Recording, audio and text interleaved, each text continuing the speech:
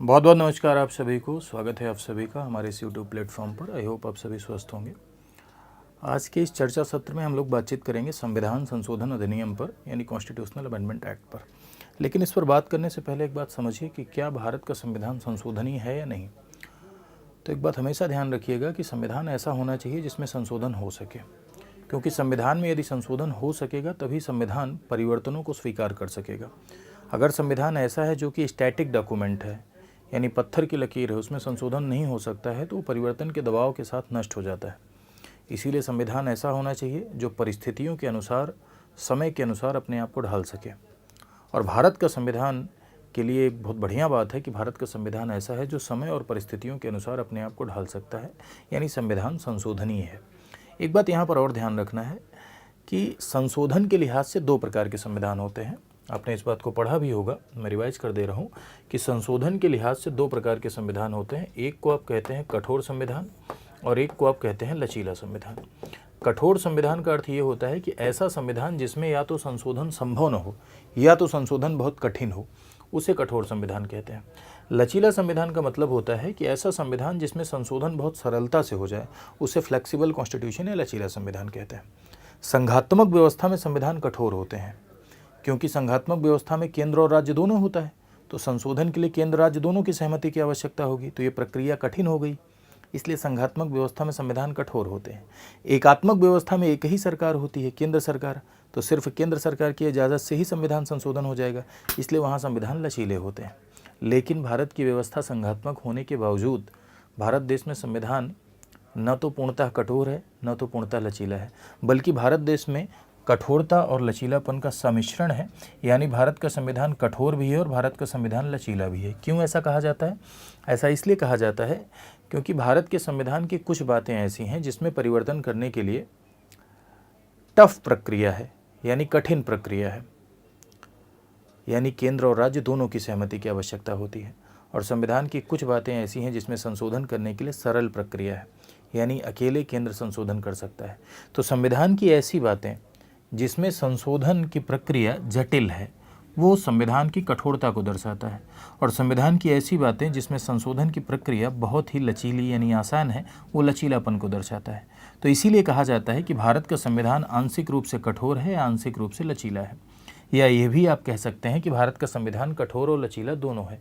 या ये भी आप कह सकते हैं कि भारत का संविधान कठोरता और लचीलापन का सम्मिश्रण है। ठीक है।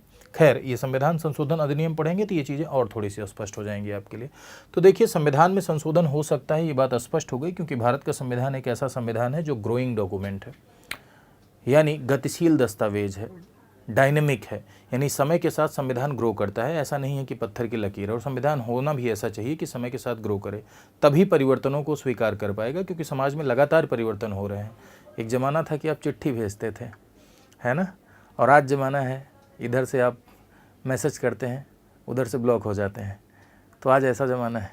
तो खैर, ज़माने के साथ साथ नियमों में भी परिवर्तन ज़रूरी है, कानूनों में भी परिवर्तन ज़रूरी है। तो वैसे ही भारत का संविधान ऐसा संविधान है जो परिवर्तनों को स्वीकार करता है। अब सवाल उठता है कि भारत के संविधान में संशोधन के कितने प्रकार हैं। तो एक बार समझिएगा कि यदि आप इंडियन कॉन्स्टिट्यूशन में संशोधन की बात करें तो भारतीय संविधान में संशोधन 3 प्रकार से होते हैं, यानी 3 प्रकार से भारतीय संविधान में संशोधन होते हैं। और ये जो 3 प्रकार संशोधन के हैं, ठीक है, उनमें एक तो ऐसा प्रकार है जिस संशोधन तो होता है लेकिन उसे संशोधन माना नहीं जाता। भारतीय संविधान में एक संशोधन ऐसा होता है जो सामान्य बहुमत से होता है। सामान्य बहुमत का मतलब है कि लोकसभा और राज्यसभा में सामान्य बहुमत से पारित होता है। सामान्य बहुमत यानी उपस्थित और मतदान करने वालों का आधे से एक अधिक। इसे सामान्य विधायी प्रक्रिया कहते हैं। ठीक है, जैसे अनुच्छेद 3 के तहत जो कानून बनते हैं, किसी भी राज्य का नाम बदलना है, किसी राज्य की सीमा क्षेत्र में परिवर्तन करना है ना, तो ये सामान्य बहुमत से बनाए गए कानून हैं, यानी ये संशोधन सामान्य बहुमत से होता है और इसे हम सामान्य विधायी प्रक्रिया कहते हैं और इसे हम सामान्य कानून का दर्जा देते हैं। इसे हम संविधान संशोधन नहीं कहते, बल्कि हम इसे सामान्य कानून कहते हैं। इसमें क्या क्या आता है, तो जो इम्पोर्टेंट पॉइंट्स है जैसे विधान परिषद का निर्माण, ये भी सामान्य कानून से होता है। अनुच्छेद 3 के तहत किसी भी राज्य का बंटवारा, किसी राज्य का नाम बदलना या किसी राज्य की सीमा बदलना, ये भी सामान्य कानून के तहत ही होता है, सामान्य विधायी प्रक्रिया से है। संशोधन लेकिन संविधान संशोधन अधिनियम नहीं माना जाता, बल्कि सामान्य कानून का ही दर्जा दिया जाता है। भाषा संबंधी प्रावधान में यदि कोई परिवर्तन किया जाता है तो ये सब सामान्य बहुमत से होते हैं।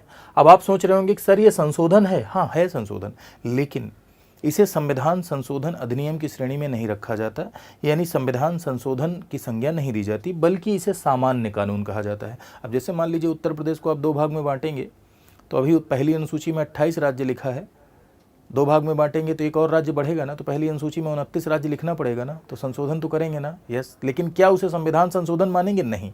तो फिर सवाल आपके मन में बन रहा होगा कि भाई संविधान संशोधन किसे मानेंगे? तो संविधान संशोधन उसे मानते हैं जो अनुच्छेद 368 के तहत संपन्न होते हैं।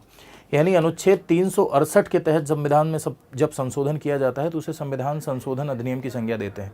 अब एक बात समझिएगा, हमारे भारत देश में संविधान संशोधन की प्रक्रिया को जो अनुच्छेद बताता है वो है अनुच्छेद 368। साउथ अफ्रीका से ये प्रक्रिया प्रेरित है, यानी वहाँ से बोरो की गई है। और अनुच्छेद 368 के तहत 2 प्रकार के संविधान संशोधन होते हैं, और अनुच्छेद 368 के तहत 2 प्रकार से संविधान संशोधन किए जाते हैं। और जो संशोधन या जो कानून अनुच्छेद 368 की प्रक्रिया से बनते हैं उन्हें हम संविधान संशोधन अधिनियम की श्रेणी में रखते हैं, कॉन्स्टिट्यूशनल अमेंडमेंट एक्ट की श्रेणी में रखते हैं। अब आपके मन में सवाल उठ रहा होगा कि सर ये जो कॉन्स्टिट्यूशनल अमेंडमेंट एक्ट है, यानी संविधान संशोधन अधिनियम है, इसके तहत 2 प्रकार से संशोधन होते हैं, वो कैसे होते हैं? तो समझिए जरा सा, संविधान संशोधन अधिनियम यानी कॉन्स्टिट्यूशनल अमेंडमेंट एक्ट। एक बात बहुत ध्यान से समझिएगा कि संविधान संशोधन अधिनियम बनाने के लिए जो विधेयक लाया जाता है, प्रस्तुत किया जाता है, उसे हम कहते हैं संविधान संशोधन विधेयक। संविधान संशोधन विधेयक दैट मीन्स कि कॉन्स्टिट्यूशनल अमेंडमेंट बिल। ठीक है, संविधान को परिवर्तित करने के लिए जो विधेयक लाया जाता है उसे हम संविधान संशोधन विधेयक कहते हैं। कौन से आर्टिकल की प्रक्रिया के तहत? अनुच्छेद 368 की प्रक्रिया के तहत संविधान संशोधन होता है। अब ये 2 प्रकार से होता है। तो भैया पहला प्रकार, तो ऐसी बातें जो संविधान के संघीय चरित्र में परिवर्तन करती हों, ऐसी बातें जो संविधान के संघीय चरित्र में परिवर्तन, संघीय चरित्र यानी फेडरल स्ट्रक्चर, जैसे 7वीं अनुसूची जहां केंद्र और राज्य दोनों का अस्तित्व बरकरार हो, जैसे 7वीं अनुसूची में परिवर्तन, राष्ट्रपति के निर्वाचक मंडल में परिवर्तन, ठीक है, इन सब में अगर परिवर्तन है, डिस्ट्रीब्यूशन ऑफ पावर, शक्तियों के बंटवारों में कोई चेंजेज हो रहा है, तो संविधान का संघीय चरित्र, देखिए मूल ढांचे की बात नहीं कर रहा हूं मैं, संविधान का संघीय चरित्र यानी फेडरल स्ट्रक्चर में परिवर्तन अगर किया जाता है, तो संविधान के संघीय चरित्र में यदि परिवर्तन किया जाएगा, तब जो संविधान संशोधन विधेयक आएगा उसे संसद के साथ साथ आधे राज्यों की भी सहमति लेनी होगी। ये प्रक्रिया क्या है? कठिन नजर आ रही है, क्योंकि आधे राज्यों की भी सहमति की आवश्यकता है। ठीक है, और ऐसी बातें जो संघीय चरित्र से संबंधित नहीं हैं, जो संघीय चरित्र से संबंधित नहीं है यानी फेडरल स्ट्रक्चर से संबंधित नहीं है, उनमें यदि संशोधन करना है, संघीय चरित्र से जो संबंधित नहीं है उनमें संशोधन करना है, तो संसद अकेले विशेष बहुमत से पारित करके संशोधन कर सकती है। फिर से सुनिएगा, अनुच्छेद 368 के तहत 2 प्रकार से संविधान संशोधन होते हैं, एक जो संविधान के संघीय चरित्र में परिवर्तन करते हैं, और दूसरा जो संघीय चरित्र के अलावा अन्य भाग में परिवर्तन करते हैं। तो संविधान के संघीय चरित्र में यदि परिवर्तन करना है तब जो संशोधन होगा वो संसद की तो सहमति ही चाहिए, संसद में तो विशेष बहुमत चाहिए ही चाहिए, साथ साथ आधे राज्यों की भी सहमति की आवश्यकता होगी। और संघीय चरित्र के अलावा यदि है तो सिर्फ संसद की सहमति से ही काम चल जाएगा। तो इसको यदि आप देख रहे हैं संघीय चरित्र में परिवर्तन, तो ये कठोरता को दर्शा रहा है, इसलिए कहा जाता है संविधान कठोर है।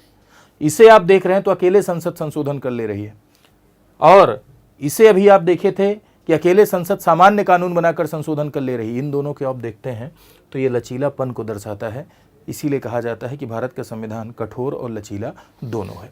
एक बार और मैं आपको बता देता हूं कि जैसे अगर संविधान के संघीय चरित्र में परिवर्तन है, संविधान के संघीय चरित्र में परिवर्तन तो इसके लिए जो विधेयक आता है उसे कहते हैं कॉन्स्टिट्यूशनल अमेंडमेंट बिल, संविधान संशोधन विधेयक।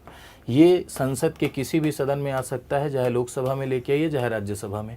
इसे लाने के लिए राष्ट्रपति की कोई पूर्व सहमति की आवश्यकता नहीं होती। दोनों सदनों में इसे विशेष बहुमत से पारित होना होगा, यानी स्पेशल मेजोरिटी से पारित होना होगा। दोनों सदनों में यदि ये विशेष बहुमत से पारित हो जाएगा, इससे भी काम नहीं चलेगा, बल्कि अगर 28 राज्य हैं तो आधे राज्यों के विधानमंडल में भी पारित होना होगा। आधे राज्यों के, आधे से एक अधिक नहीं, ध्यान रखना। यूपीएससी ने एक बार सवाल बनाया था और उसमें लिख दिया था आधे से एक अधिक, और लोगों ने टिक कर दिया था, गलत हो गया था। आधे राज्यों के विधानमंडल में पारित होना होगा। कितने राज्यों के? आधे राज्यों के विधानमंडल में पारित होना होगा, ठीक है। और यदि आधे राज्यों के विधानमंडल में पारित हो गया और लोकसभा राज्यसभा में विशेष बहुमत से पारित हो गया और राष्ट्रपति की सहमति मिल गई, यानी प्रेसिडेंट का सहमति मिल गई, तो संविधान संशोधन विधेयक क्या बन जाएगा? ये कॉन्स्टिट्यूशनल अमेंडमेंट एक्ट बन जाएगा, यानी संविधान संशोधन अधिनियम बन जाएगा। तो ये प्रक्रिया है यदि संघीय चरित्र में परिवर्तन करना है तो। इसके अलावा संघीय चरित्र के अलावा अन्य भाग में परिवर्तन करना है तो संविधान संशोधन विधेयक आएगा, ठीक है। लोकसभा राज्यसभा कहीं भी ला सकते हैं। ध्यान रखिएगा कि संविधान संशोधन के मामले में लोकसभा राज्यसभा को समान शक्तियां हैं, ठीक है। संविधान संशोधन के मामले में लोकसभा राज्यसभा को समान शक्तियां हैं, कहीं भी ला सकते हैं। दोनों जगह विशेष बहुमत से पारित होना होगा, स्पेशल मेजोरिटी से दोनों जगह पारित हो गया। फिर उसके बाद राष्ट्रपति के पास पहुंचेगा, राष्ट्रपति अपना सिग्नेचर करेगा और क्या बन जाएगा? एक्ट बन जाएगा। मन में सवाल उठ रहा होगा राष्ट्रपति ने मना कर दिया तो ध्यान रखिएगा, संविधान संशोधन विधेयक एक ऐसा विधेयक है जिस पर राष्ट्रपति को मना करने का अधिकार नहीं है। संविधान संशोधन विधेयक पर राष्ट्रपति वीटो नहीं कर सकता है, यानी राष्ट्रपति के पास वीटो पावर नहीं है। 24वें संविधान संशोधन 1971 के द्वारा यह स्पष्ट हो गया कि संविधान संशोधन विधेयक पर राष्ट्रपति को सिग्नेचर करना ही करना है, ठीक है। अब कितनी बातें आपने समझी, कैसे इससे सवाल बन सकते हैं, थोड़ा सा फैक्चुअल दृष्टिकोण से हम देखते हैं। तो संविधान संशोधन की प्रक्रिया कौन सा आर्टिकल बताता है? 368। 368 के तहत कितने प्रकार के संविधान संशोधन होते हैं? 2 प्रकार के, एक संघीय चरित्र, एक गैर संघीय चरित्र। संघीय चरित्र में परिवर्तन करना है तो राज्यों की भी सहमति चाहिए, जी हाँ। कितने राज्यों की? आधे राज्यों की सहमति चाहिए। गैर संघीय चरित्र में संसद अकेले कर सकता है। 368 के अलावा जो संविधान संशोधन होता है वो सामान्य विधायी प्रक्रिया है, सामान्य कानून है, उसे हम संविधान संशोधन की संज्ञा नहीं देते। सामान्य कानून बनाकर सामान्य बहुमत से पारित करके ऐसा किया जाता है। तो यानी 3 प्रकार से होता है, ठीक है। संविधान कठोर है लचीला, तो संविधान कठोरता और लचीलापन का क्या है? सम्मिश्रण है। आंशिक रूप से कठोर है और आंशिक रूप से क्या है? लचीला है। संविधान संशोधन अधिनियम पर क्या राष्ट्रपति सिग्नेचर करने के लिए बाध्य है? जी हाँ। 24वें संविधान संशोधन के द्वारा यह स्पष्ट हो गया कि इस पर राष्ट्रपति सिग्नेचर करने के लिए क्या है? बाध्य है। संविधान संशोधन विधेयक लाने के लिए क्या 368 वाला संविधान संशोधन विधेयक लाने के लिए क्या राष्ट्रपति की पूर्व सहमति चाहिए? नहीं। संविधान संशोधन विधेयक के मामले में लोकसभा राज्यसभा दोनों को समान शक्तियां हैं, जी हाँ, दोनों को समान शक्तियां हैं। तो ये था संविधान संशोधन विधेयक जो कि अनुच्छेद 368 की प्रक्रिया के तहत लाया जाता है। आई होप आपने समझा होगा। अगर आपको बढ़िया लगा हो तो आप ज़रूर टिप्पणी सेक्शन में, कमेंट सेक्शन में आप बताइएगा। ये आरओ में जो भी सवाल इससे संबंधित बनेंगे, लगभग उन बातों को मैंने आपको बता दिया है, ठीक है। नेक्स्ट किसी वीडियो में मैं आपको इम्पोर्टेंट जो अमेंडमेंट है वो भी करा दूंगा, ठीक है। तो खूब बढ़िया से तैयारी करिए, प्रैक्टिस करिए, अब समय नहीं बचा है। जितना ज़्यादा से ज़्यादा प्रैक्टिस कर सकते हैं उतना ज़्यादा से ज़्यादा प्रैक्टिस करिए और साथ ही साथ इस सेशन को अपने दोस्तों के मध्य शेयर भी करिएगा। Thank you so much to all of you. खूब खुश रहिए, खूब स्वस्थ रहिए, खूब मोटाइए।